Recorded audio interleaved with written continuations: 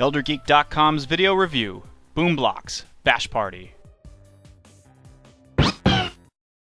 Elder geeks with kids don't always have the time to sift through the reviews on every single web page to find out if a game is actually worth their time, so a lot of times parents will actually just go by pictures on boxes or titles of games. The number of bad titles on the Wii is outweighing the number of good titles on the Wii. I just wanted to let you know that Blox Bash Party is actually worth your money, especially if you have kids or even a reluctant non-gamer in your house.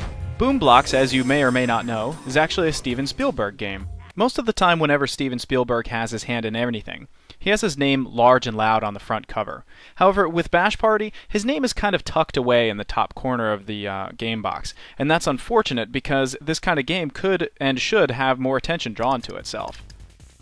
You start the game off by picking one of several block-shaped, adorable characters. They're not Miis, but they're fun. You are then swept into a non-threatening training session where you're actually taught the basics of Blox. The object of the game is to take a ball and throw it at a block pile and hopefully knock over all the blocks. It sounds incredibly easy, and it is. However, as the game progresses, it actually presents some pretty fun and interesting challenges.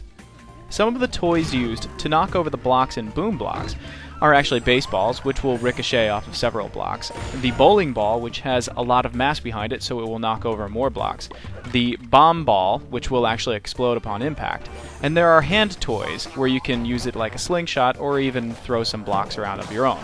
There are also infection balls, and my wife's favorite, the cannon.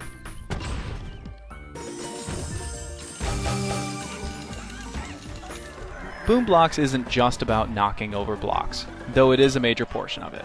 There is a Jenga-like game where each person takes turns pulling out certain blocks and hopes that the tower doesn't fall. It's just like Jenga, however you don't have to clean up afterwards. There's also cannon games where the two of you have to coordinate your attacks against the tower to make them properly fall over. Firing cannons one at a time oftentimes won't do the trick. Though the graphics aren't the most impressive on the market, there is just an exhilaration in the air as a tower of blocks just topples over, and you'll find yourself cheering and giggling like a little kid again.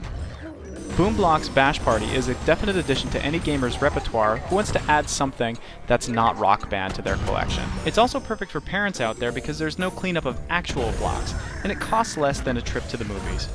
And for those reasons, that's why I think Blox Bash Party is worth renting and worth purchasing.